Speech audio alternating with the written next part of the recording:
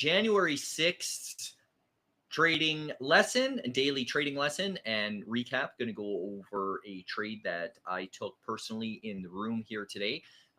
Heading right into the charts, we're going to be discussing a little bit, talking about moving averages on the daily chart and why they're so important, as well as why you're going to see it's a very quick trade. There were no ads. We need to start picking up on the subtleties of the chart and what the chart's actually telling us. I just did a full mentoring live class, kind of discussing this as well as obviously other things, but this was a big point of the mentoring live class. And going into the charts now and the trade, you're going to see, if you take a look at the two daily charts here, and for those of you that might be wondering, I no longer recommend TC2000. I highly recommend you get out of TC2000 and move over to TradingView.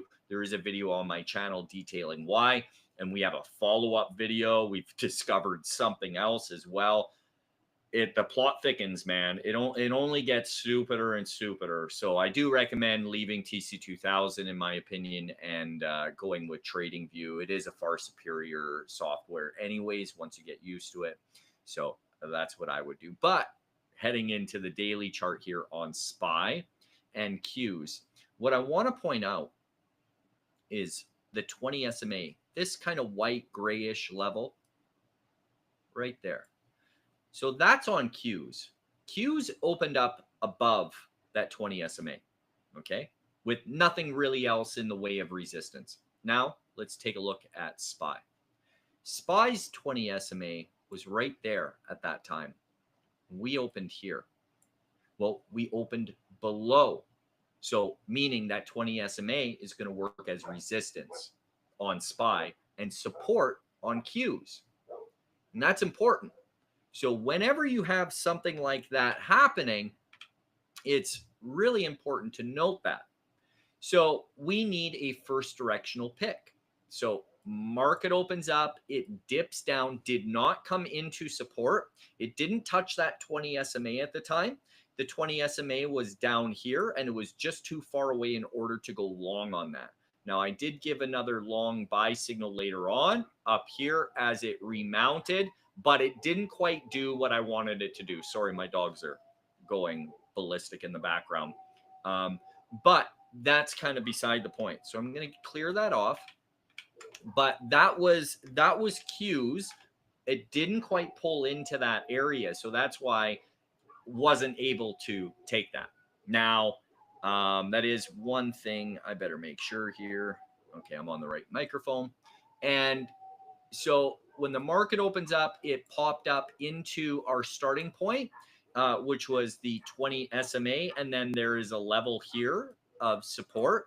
So right in that area, that's where we wanted to execute. And that's what we did.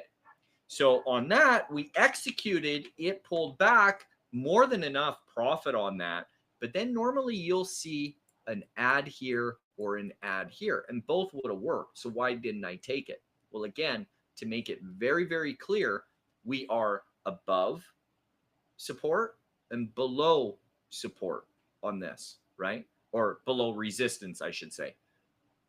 When you have conflicting, the markets especially, when the markets are kind of fighting each other, it's conflicting information, you want to lay off the gas pedal and start applying the brake.